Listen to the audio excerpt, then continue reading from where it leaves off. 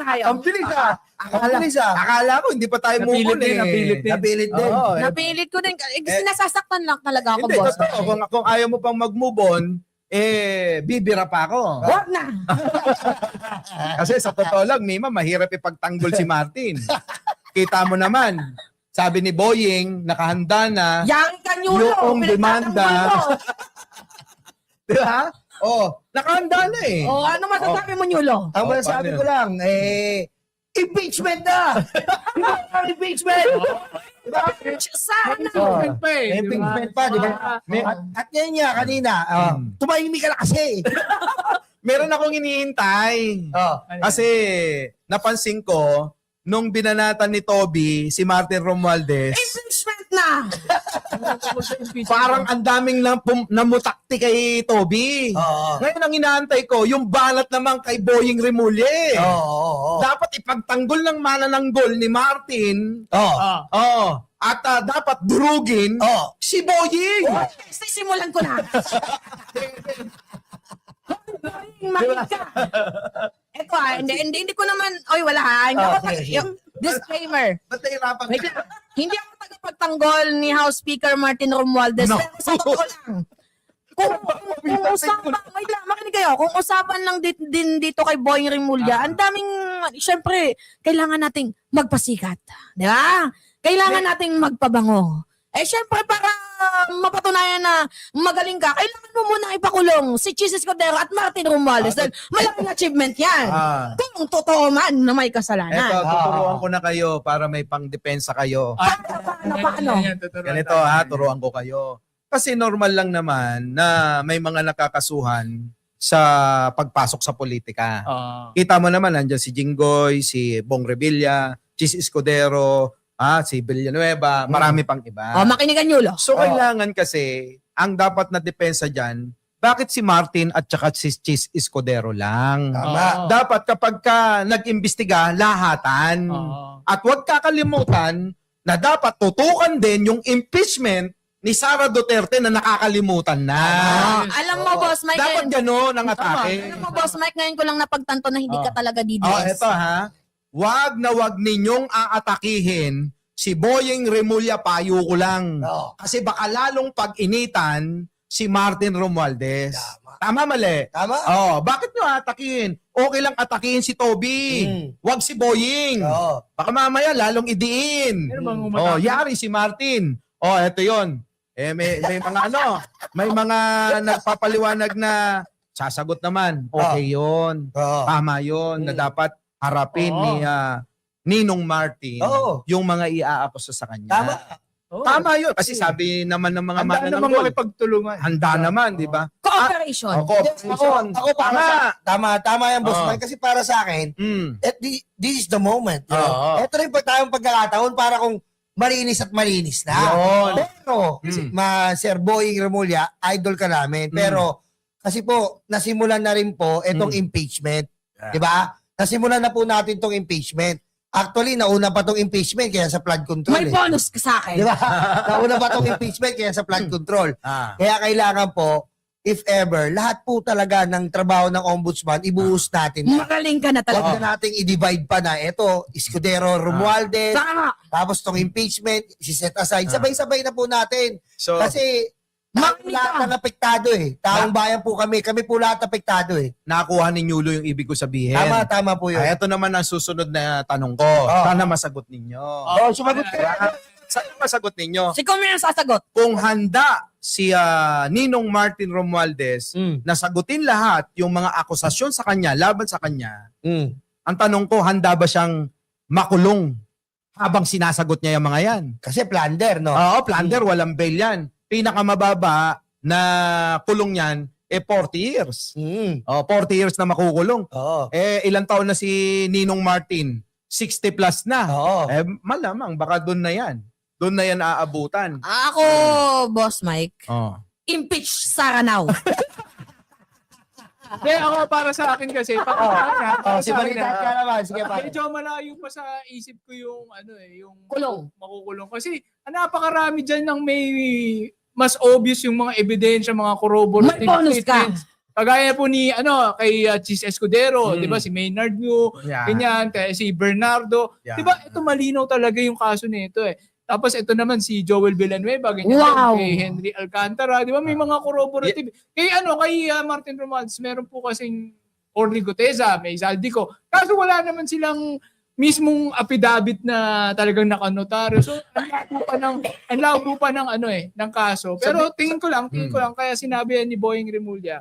Ito, baka magka-idea yung mga DDS pa, ayoko na sana sabihin eh. Pero syempre may bigat, di ba? May bigat na magiging patas, ganyan. Magiging patas tayo. Oh, Hindi kasi si Actually, Presidente, walang pinipinsan yan. Ganun na rin. Ako si Presidente kasi, walang kapatid, pinsan. Tama naman. Kung alam niyang meron talagang kasalanan, hindi niya hayaan na mag-exist niyang mga yan. Kung alam niyang may kasalanan, yung ultimo pinsan. Sino ba yung nakutos kay Boying dyan? Walang iba kundi si Presidente yan. Diba? Galingan mo na lang talaga, Boying, sa pag-imbestiga. Diba? Galingan mo. Galit na. Galingan mo, Boying. So talagang tinuturo mo na si Pangulong Bongbong.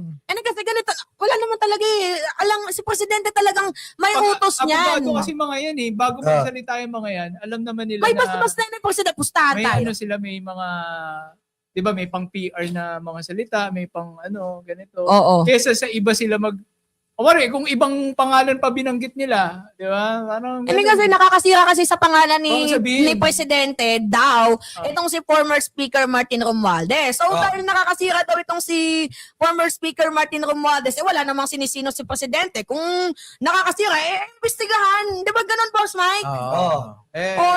Galingan mo na lang. May tanong ako sa inyo. Yung ba sinasabi nyo na yan binibigay nyong payo sa mga manananggol ni Martin?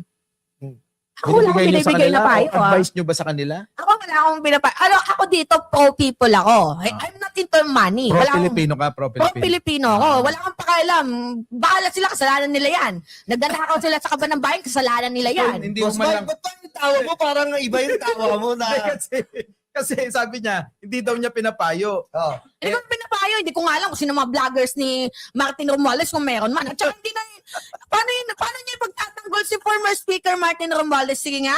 Di ba hindi yung gagawin ng mga vloggers? Oo. Na ipagtanggol si former speaker kasi magiging obvious yan. Pero may mga vloggers talaga na nasa puso ang pagsuporta. Tulad ko, nasa puso yung pagsuporta ko kay former speaker Martin Romualdez. Bahala sila kung ano isipin nila sa akin, di ba? Ito ngayon ang tanong. Di ba kamo, sa yung bunganga galing na kamo utos ni Pangulong Bongbong para imbestigahan at kasuhan si Martin Romualdez. So paano ngayon yon? Bilang taga-suporta ni Martin, ikaw ba kanino na ngayon? Susunod. Wala naman tayong dapat tanongin dito kung kanino tayo kakampi, kay Presidente or kay Speaker Martin Romualdez. Dahil ang kinakampihan natin dito ang katotohanan. Yun tayo. So doon ka tatayo sa Sa katotohanan. katotohanan. Kung sino yung totoo, doon tayo. So kung napakulong si Martin, paano na Dito yun? tayo sa Presidente. Diba? Hanggat hindi sinasabing guilty. Makinig kayo. Hanggat hindi sinasabing guilty, itong si Martin, masyado kang excited eh. Makinig ka. Papangalanan ko kayong lahat. Ayusin mo. Ayusin ko. Ganito, makinig kayo. Ganito lang naman kasimple yan.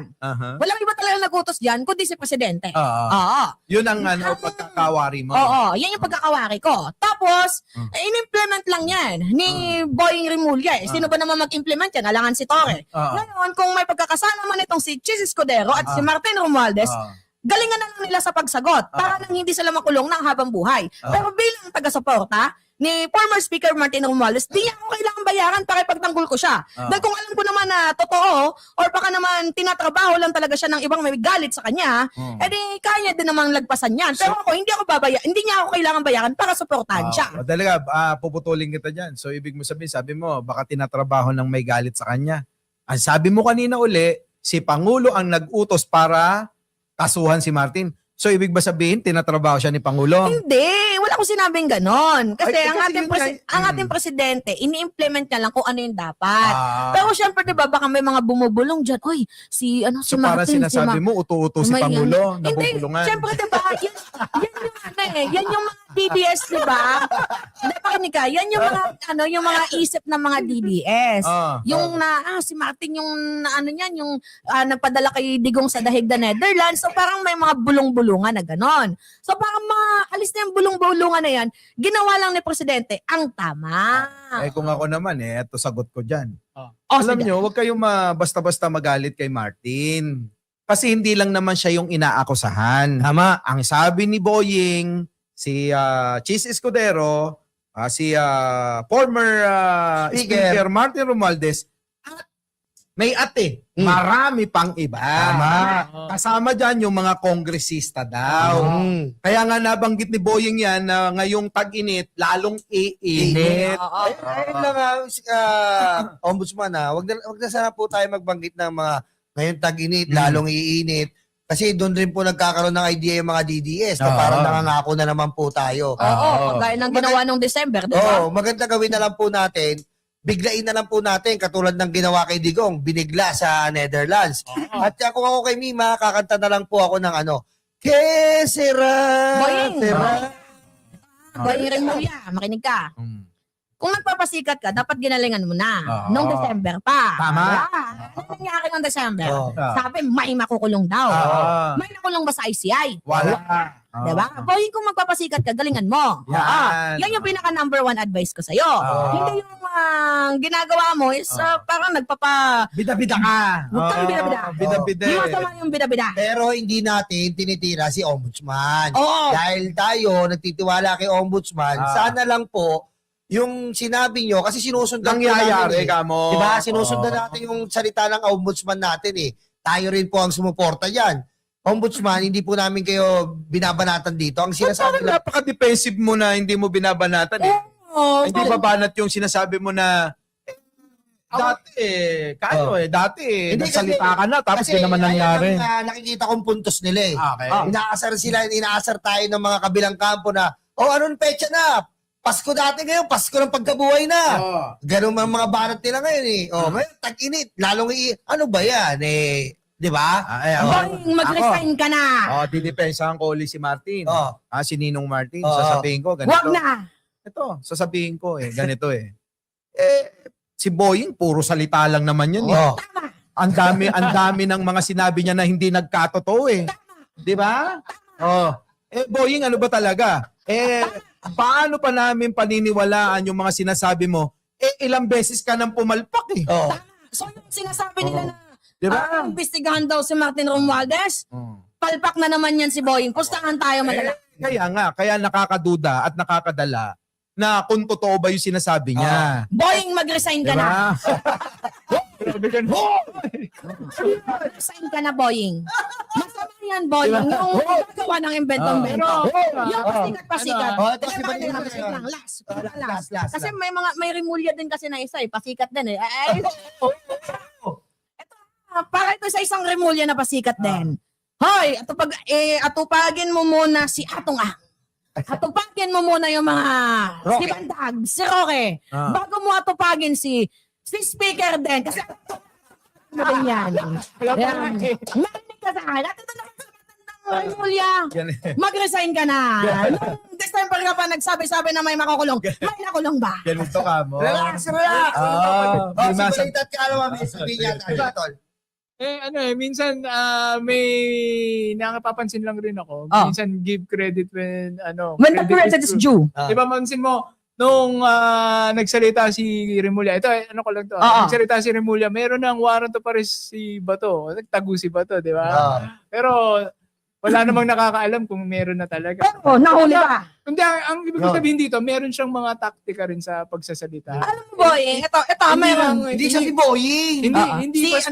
Hindi basta-basta dahil sa gusto niyang gawin talaga yun. Baka may taktika lang sa... Anong taktika? Anong December ba yung taktika na yun? November pa yun. Yung taktika na yun. Naging effective eh. Kay Pato eh. Hindi na nagtakita eh. Di ba? Anong taktika yun? Kung nagtakita si Bato, di ba nagbotohan dun sa si Bato lang ang kulang. Kung hindi binanggit ni Remulla yun, nandun si Bato at nagkaroon na ng kusa Senate leadership, natanggal na si... Ay nako, alam mo, balikat ka alaman, tataguin kita dyan. Makinig ka muna. Ganito kasi yan. So, parang sinasabi mo na din ba na binibigyan niya din ng taktika si Escudero at Speaker Martin Romualdez sa tumakas na dahil sinabi niya na on mainstream media. Hindi ko naman sinabi ito. Parang ganon. Hindi, ako kasi, para sa akin kasi, kahit magbanggit ka dyan, nakakasuhan ko to, kakasuhan ko yun, kakasuhan ko yan. Eh, nakita naman natin ang mga ebidensya na naglabasan, corroborative Kaya evidence. ito yung sinasabi ko sa'yo, balit at kaalaman. Palpak si Boying Remulla. Itong si Boying Remulla, wala talaga tayong aasahan dyan. Nung Sino December pa pa yan. Nung December pa yan, maghanap tayo ng mas deserving, di ba? Oo. Hindi, mali ka dyan. Sabi ko sa inyo, wag niyong aawayin si Boying. Makulit to eh. Pinaaway si Boying mamaya. Palpak si Boying. Pagka nainis yan kay Martin, ididiin niya yan.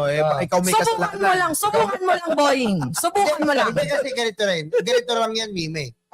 Alam mo, nakikita ko yung hugot mo kasi nga hindi po natin tinitira uli si Ombudsman. Kasi po sa ICI, kasi po nagkokontraan po kasi. Doon lang dapat nga binigla na lang. Kasi sa ICI, napag-alaman, ito nga si Romualdez ay wala silang nakita. Ngayon, ito naman si Ombudsman na pinasa ng ICI, yung dokumento sa Ombudsman, biglang sa investigasyon nila, di ba? May nakita. Parang, di ba? Kaya nga sabi ko, dapat Ombudsman, binigla na lang po natin para isang ano na lang. Mag-resign ka na, Ombudsman. Isang bugahan na lang. Yun lang naman po yung sa amin. Isang bugawa na lang. Kasi po, talagang naghihintay po yung taong bayan. Ngayon, parang nalilito pa eh. Hindi, parang gusto Diba? niyang magkaroon ng excitement na pag-uusapan. Oo, nalilito Parang pa eh. gustong pag-usapan ni Boying Remulla yung kanyang papuro press briefing. Boying, mag-resign ka na. Pero alam nyo, may punto po itong si Mima. May punto. Kasi, totoo naman, napakaraming dapat na asikasuhin, lalong-lalo na si John Vic. Diba? Nandiyan pa rin, mananatiling nakalaya itong si Saldico, si Atong Ang, si Harry Roque, si Bantag. Yes. So yung mga yan, nananatili pa rin. Kahit man lang yung kalahati, mahuli na muna. Doon din tayo umuhugot, Boss Mike. Sa totoosin lang po, yung mga panukala po ngayon ay masyado pong komplikado na sinasabi ng ating DILG. Ayun nga po yung sinabi namin nakaraan dito, yung komplikado po kasi po, etong mga main character na kailangan natin para ma-solve po ang issue, ng malaking issue to na minumungot ng taong bayan ng flood control, parang hindi po madakip at makulimbat. Kaya yung tiwala ng taong bayan, imbis na lumapit, tila lumalayo. Ayun na nga ang nangyayari. Nakikita nyo ngayon, di ba? Ang tao, pinagmamasdan din naman ng ginagawa. Ni Boying Remulla. At saka ni John Vic Remulla, magkapatid. Ngayon, sa atin, bilang mandato nila yon na manghuli nga yan, yung mga tulad yan, yung nabanggit nating mga pangalan, mukhang pinag-iinitan si Speaker Martin Nung unang... Bakit inuuna no? Bakit nyo nga ba inuuna si Speaker Martin Romualdez? Madami naman kayong pwedeng unahin dyan. Pwede naman si Sara Duterte na mas malaki ang kinamkam sa kaban ng bayan. Solo, no? Bakit laging, alam ko na yung Boying meron na yung alam mo, Boss Mike, magkano bang natanggap mong maleta kay Sara? Para tirahin si former Speaker Martin Romualdez. Tingnan mo nga, tinuturuan ko nga yung mga manananggol kung paano ipagtanggol Yung ba yun? May maleta yan si Boying di umano. Diba? Hindi, ano naman to eh. Kasi alam mo, bumilib talaga ako dyan nung nadakip si Digong at umarap siya kay Aimee.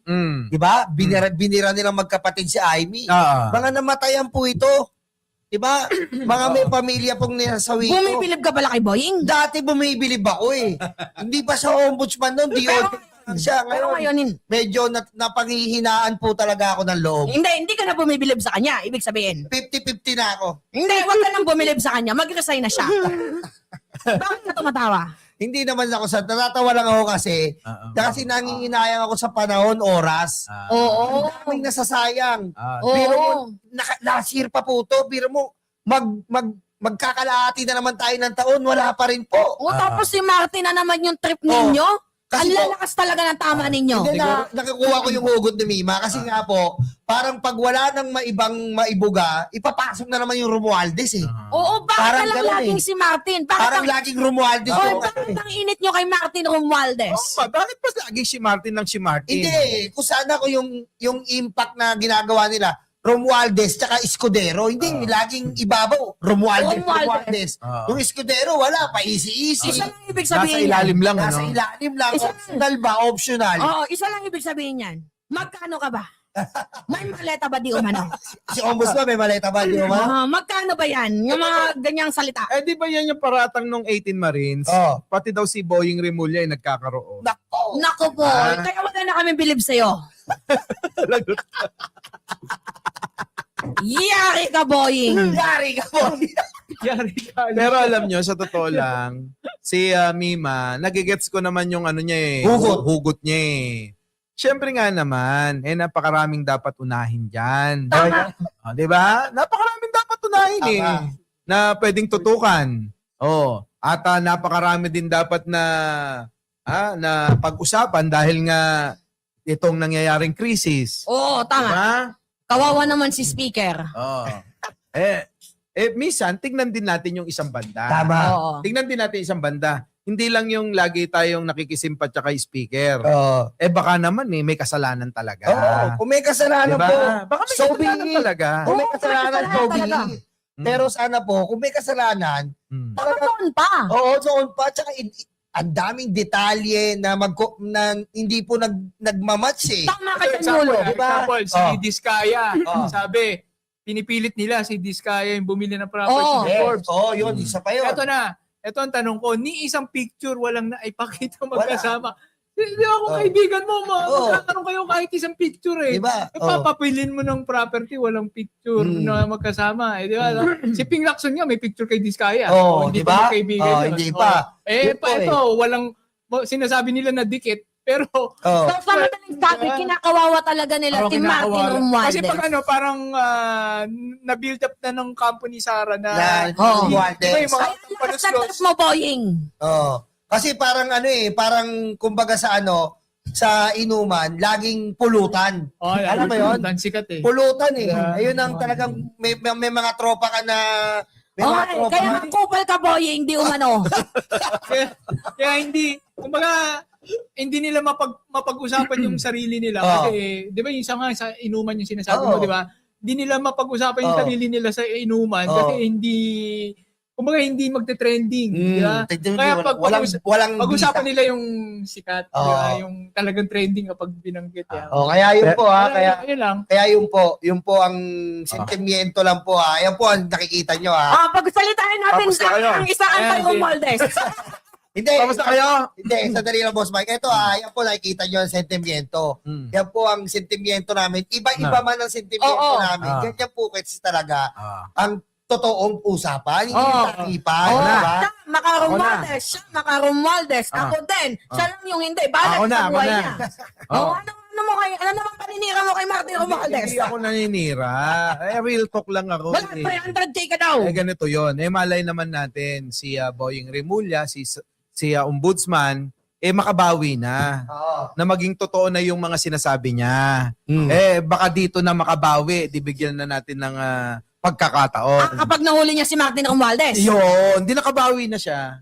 Posible. Pag napakulong niya si Martin, nakabawi na siya. Kailan niya may papakulong si Martin? Sabi daw eto daw April o kaya May. Paano pag hindi nahuli, Boss Mike? Yun ang problema. Baka tumakas si Martin. Huwag kang tatakas, Martin. Ipaglaban mo kami. Kami mga sumusuporta sa'yo. Huwag mo kaming ipahiya. Martin Romualdez. Paano mo na? Oh.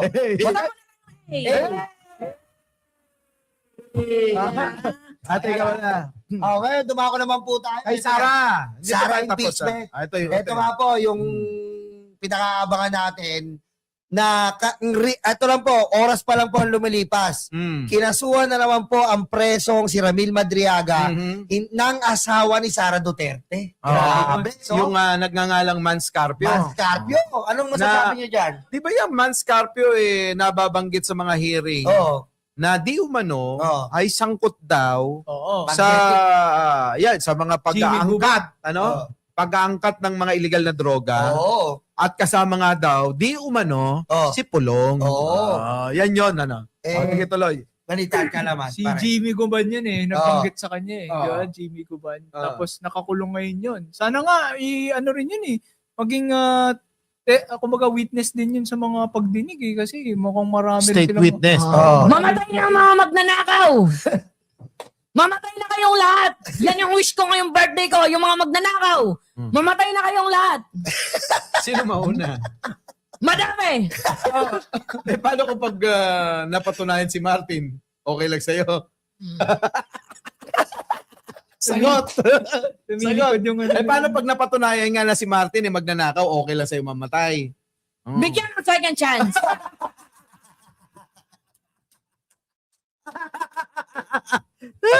Sabi ba? Sige na, tuloy na natin to. Tawag dito, si Bong Revilla. Oo. May second chance. Is kulungan nga lang. Hindi. Tuloy natin yung Eto nga po, Martin.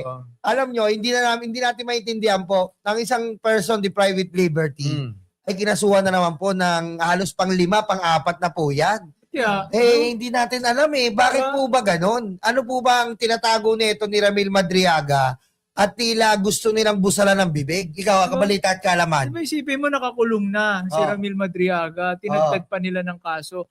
So, parang anong nangyayari dito parang napaghahalataan na, no? Oo. Napaghahalataan na itong kampo ni Sara Duterte na gusto nilang pigilan itong mga pagdinig, yung pag-iimbestiga sa kanila, di ba?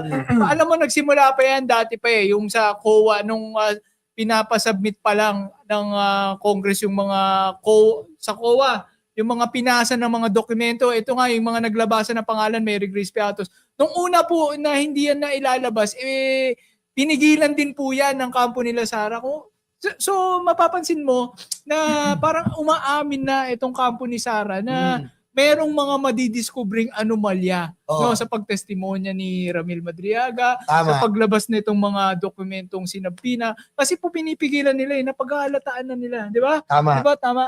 Right. Alam nyo, bago magsalita si Boss Mike, pati po ang Commission on Audit ay sinampina na, pati po ang Ombudsman ay sinampina na.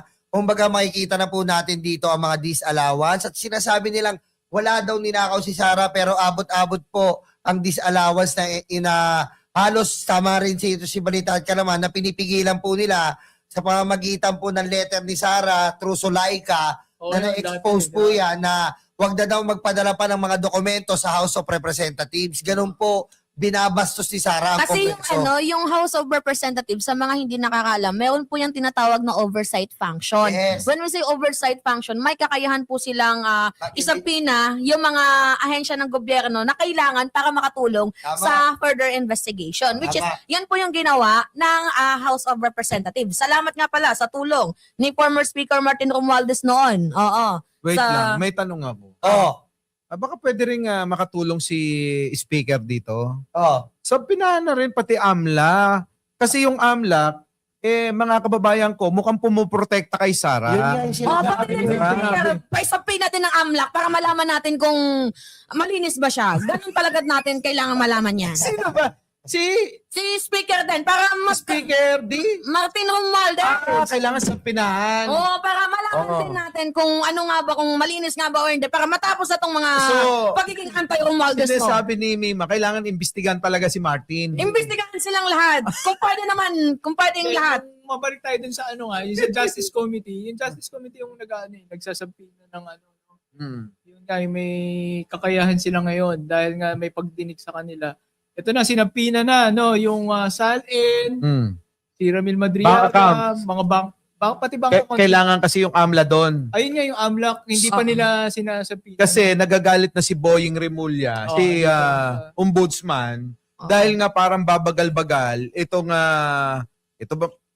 sino ba Parang- yung hayop na yan, na taga-AMLAC, na gustong magpalipat pa sa Bangko Sentral? Tama. Oo, yan yun Yan yung kwento, di ba, na Oo. sinasabi ni Boying. Oo.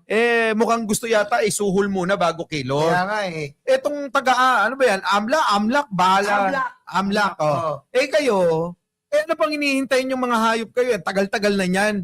Paano matatapos itong impeachment ni Sara kung babagal-bagal kayong mga... Naku, ewan ko ba itong mga hayop na to? Alam nyo, AMLAC, na matagal na po, di ba, binira nga natin nakaraan yung vendor na yung AMLAC na yan. AMLAC kayo. Huwag kayong magpa-tweetams, hindi kayo serelak. Okay? Kailangan, itong mga dokumento na nakamkam po, kay ano pa lang po to, kay Ombudsman dati. Martires. Karanza. Hindi. Ombudsman. Karandang.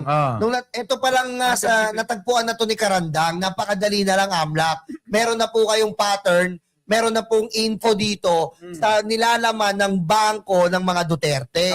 Ano pa ba ang kinakatakot natin? Correct. Di ba? Kasi kung susundan natin ang bintang ni Karandang bago siya matanggal, umaapaw ang kayamanan ng mga Duterte. Anong kinakatakot nyo, AMLAC? Diba? Baka nakakuha rin ng maleta. Kasi ganito yan, kung inyo maalala, yung ombudsman na dati, si Martires, wala akong napalagot eh. Wala. Bagkus nag-absuelto pa eh. Maalala nyo yung kay Joel Villanueva. Siyempre. Di ba? Palihim, no? Palihim. Walang nakaalam, pero absuelto na pala. Kasi mga kababayan, yan palang kaduda-duda. Kaya ngayon, ang tanong natin, dito sa AMLAC, kayo ba'y kikilos? O kailangan sumugod pa kami dyan sa inyong tanggapan para magprotesta? Di ba? Kasi alam niyo naman po ang konstitusyon, AMLAC. Pagdating po sa impeachment, wala pong bank secrecy. Di ba? Automatic na yan. Isabi na kayo hindi, kayo ang may mandato ukol sa mga tagong yaman, tagong pera. Kaya nga AMLAC kayo eh. Para, Anti-Money Laundering Council. Ganito yon kasi. Hindi magagawa ng Kongreso lang yon ng solo. Tama. Kailangan ng power ng AMLAC para yan mapalabas, masagpi na yung bank accounts na hinahanap. Tama. Kung hindi gagawin ng AMLAC yun, ano mangyayari sa investigasyon? So magiging tenga lang yan. Alam mo, Boss Mike, padagdag ko lang para mai-connect sa'yo. Alam mo ba, di ba, ilang beses sinermonan niya nung Quadcom?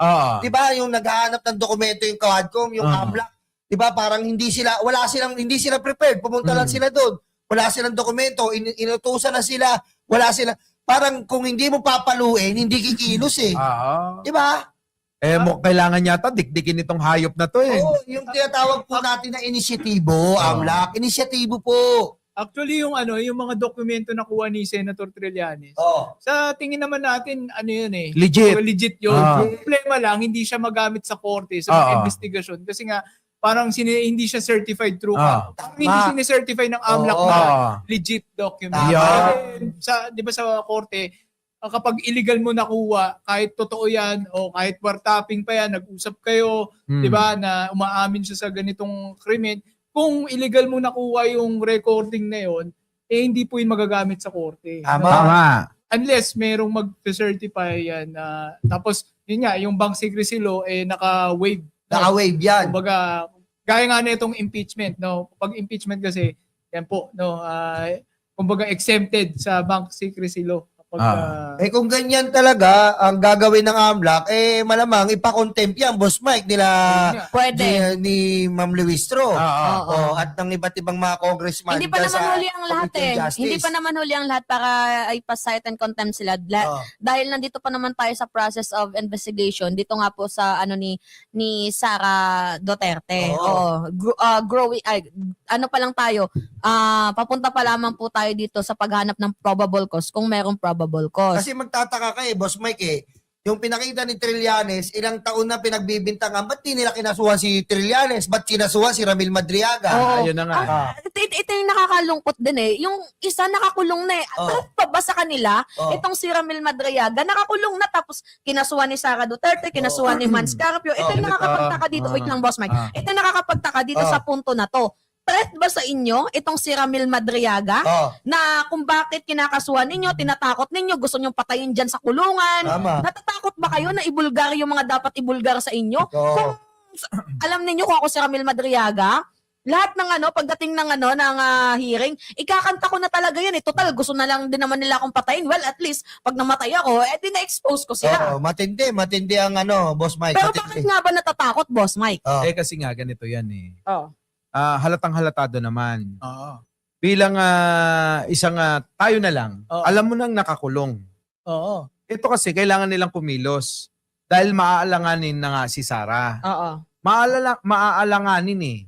Kaya kailangan gumawa sila ng kaparaanan para mapaniwala yung mga naniniwala pa sa kanilang natitira para may shield sila, tagapagtanggol. Mm. 'Di ba? Gumagawa sila na, tignan nyo, dinidemanda namin kasi nga hindi totoo yan. Oo. Lumang tugtugin na yan, yung mga ganyang style. Kaya Sabi ko nga nga, pang Cub Scout lang yan eh. Sabi ka. Oo. Pang Cub Scout lang yan. Itong si Sara Duterte, sa madaling sabi, takot na yan, Boss Mike. Yan na nga yun. Kasi ito na, magkakaroon na ng probable cause eh. Kasi wala namang pagbabasihan. Ang House Justice Committee, well, let's see na lang ngayong April 14 kung ano yung mangyayari sa dito nga po sa House Justice Committee hearing. Kung itong si Sara Duterte ay mahatulan na mayroong probable cause kasi papunta na yan dito sa pagbobotohan kung i-impeach ba siya o hindi. Pero alam mo, Sara Duterte, kung totoong malinis ka, wala ka dapat takasan. Harapin mo, sagutin mo, yung mga aligasyon sa'yo. Gaya dito kay Martin Romualdez, di ba? Nung sinabing kakasuhan siya, sinabi niya, harapin ko yan. Dapat ganun ka rin dapat. Kung gaano mo sinisisi si Martin na tambalos kung ano-ano, dapat patunayan mo din na hindi ka ganun. Huwag kang tumakbo. Tama. Alam niyo, Patunayan mo na hindi pala kayo parehas. Ganun. Na hindi kayo parehas, na hindi kayo magnanakaw. At saka, Sara Duterte, dati, ang reklamo niya ay due process. Nirereklamo ni Sara yan sa Supreme Court, wala daw siyang due process. Tangin ng due process niyan, tagal-tagal na yan. Nung nakaraang taon pa yung hayop na due process na yan eh. Ngayon, Ito yung nakakabwisit. Ano pa bang due process ang hinahanap mo? Lahat mga binigay na sa'yo. diba? Ngayon, reklamo naman niya, overdue naman. Overdue naman daw sa Kongreso. Overdue yung utak mo. Na-overdose ka na kakainom ng gamot. Makapaliw kasi yung mga kasamahan mo eh. Kaya nagpapacheck up ka sa baliw, di mo man na doctor. Hello. Pwede mo palitan to ng pineapple juice? May inaatake na po dito. Palitan ng pineapple juice. Losartan. Ayun po, maraming salamat po sa inyo ha. Salamat po sa pagsama namin ngayon sa Vengador, Boss Mike. Yes, opo, maraming salamat sa inyong lahat sa pagsama at pakikinig na eto, kita nyo naman, sana'y napasaya namin kayo.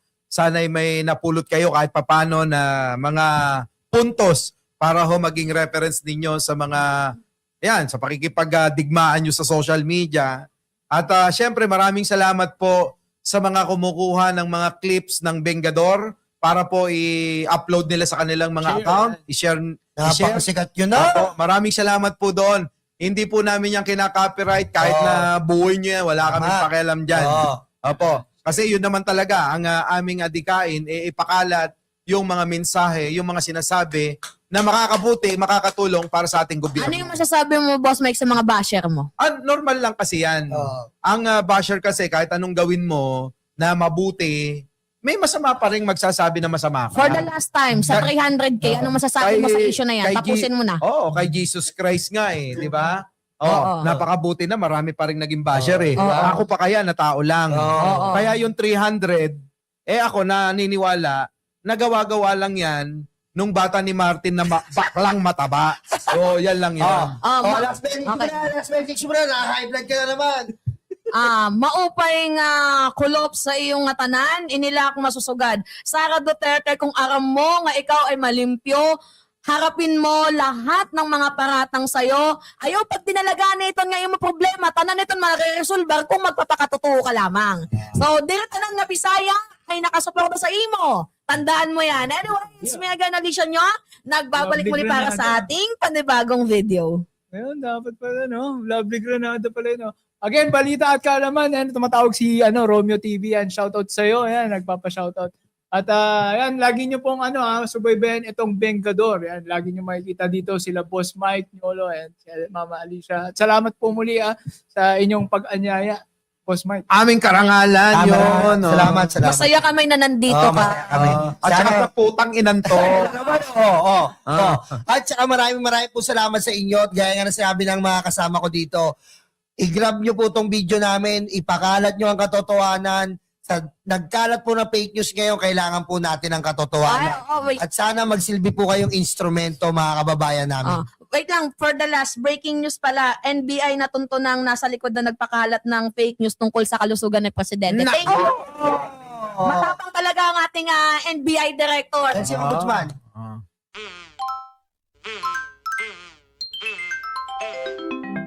Kakulango.